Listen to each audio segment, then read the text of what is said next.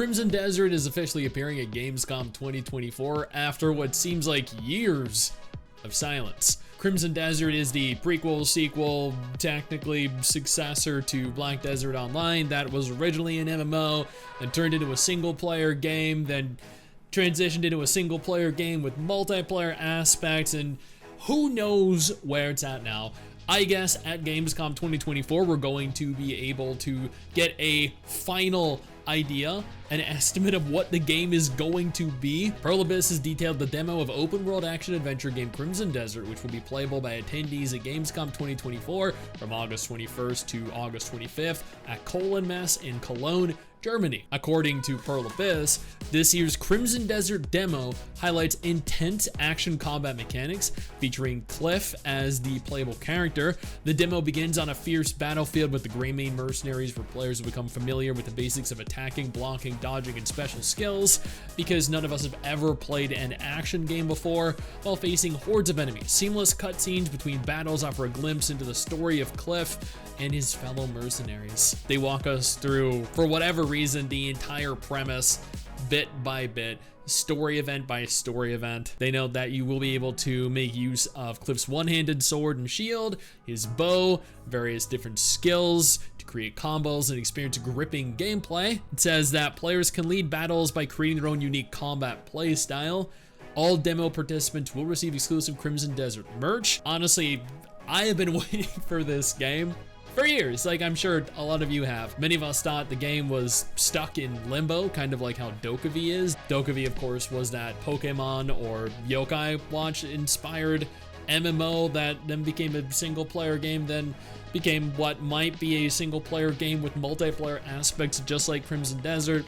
The reason that Crimson Desert became a single player or partial multiplayer game is because Playable, they understand that while Black Desert is still capturing the attention of hundreds of thousands of players that are interested in action combat every single month, if they release Crimson Desert, Black Desert is gonna die. They're gonna be competing for that very same market.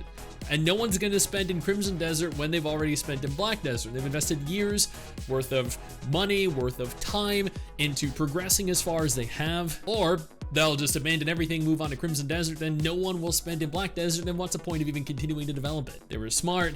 They made a non-MMO because non-MMOs are just more popular and more profitable. As sad as that is to hear. Final Fantasy XIV mobile game approved for release in China, reportedly developed by Tencent subsidiary Lightspeed Studios and Square Enix. The video I did was talking about rumors that were circulating regarding the potential Chinese-Japanese Final Fantasy XIV with Tencent at the helm.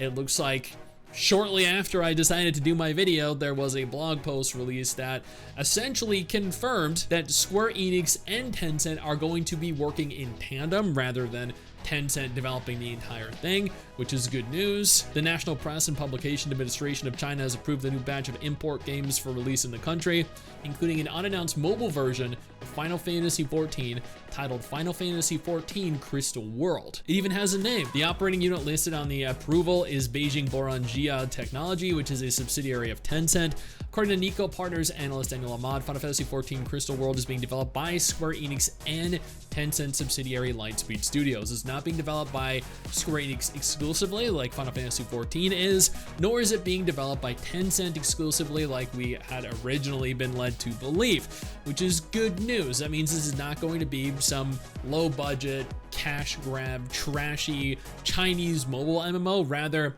it's going to be all of the above, but also have some Japanese culture injected into it. And so Square Enix sees some kind of return on their investment. Now, I don't hate mobile okay, yeah, I do. I actually do hate mobile MMOs. I don't mind gacha games because they're single player. Mobile MMOs, however, are horrendously predatory and very low quality, very low effort. As of 2024, they might change in the future, and I'm more than happy to welcome mobile MMOs, or at least cross-platform MMOs, into my life if they turn out to ultimately end up with a modicum of quality. Neither Square Enix nor Tencent have officially commented on this yet, but they did enter into a strategic alliance in August 2018. Before we discuss anything else, though, I want to take a moment to thank my incredible patrons over on Patreon, allowing me to continue to do dedicated videos like this every single day. You guys are phenomenal, and I can't thank you all enough for the support. let's keep talking. I don't know how many of you guys played the original Gothic games from, oh my god, way back when, but apparently THQ Nordic and developer Alchemia Interactive have confirmed a Gothic remake as part of THQ Nordic's Digital Showcase 2024. In Gothic 1 Remake, you get thrown into the colony, a massive outdoor prison with no chance for escape. Strays or loners won't make it far here, so get to know the 3 different camps of the valley and join one of them to survive. Dive into a living world and experience one of the most immersive atmospheres you'll ever see in a video game. Learn how your choices affect the story and even the entire fate of the colony. Welcome to the world of Gothic.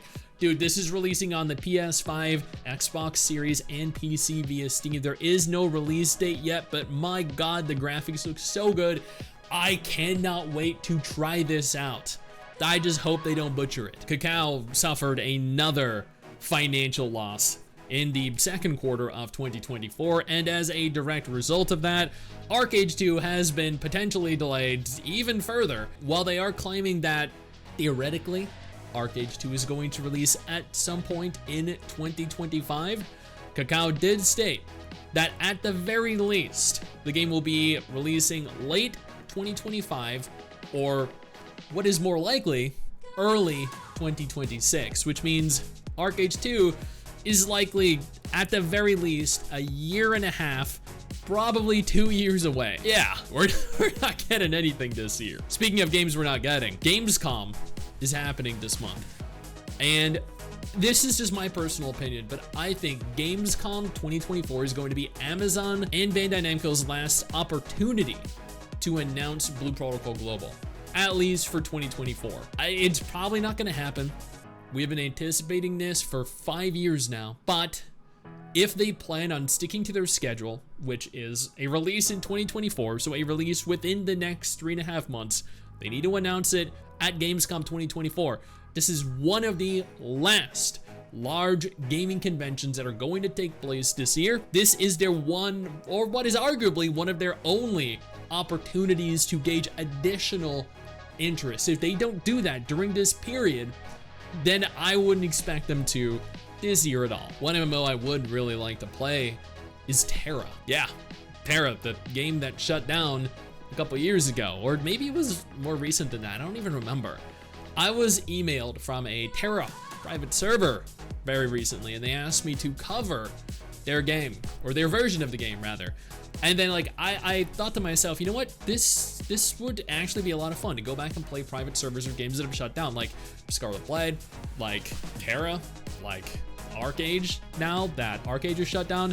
And I went through my email, and apparently I've been approached by several different TERA private servers, and TERA was such a phenomenal MMO. It was, before it became a horrendous pay-to-win mess, it was such a fun MMO, which still had arguably the best action combat at the time of its shutdown. And I know a lot of people have migrated to the private servers. I'm not gonna list any here because I'll probably get into copyright issues, but I genuinely think TERA needs to make a comeback. I don't care who does it. I don't care what format it returns in. I would like a classic TERA. I think with Ion Classic that came out, with WoW Classic, with all these classic variants of old MMOs, TERA Classic would make sense. I don't know if a pay-to-play, a subscription-based model would work in this day and age, but I think a return of the game would potentially appeal to probably tens, hundreds of thousands, maybe millions of people, especially if you release it in the form when it was good. But that is just my opinion. I don't know.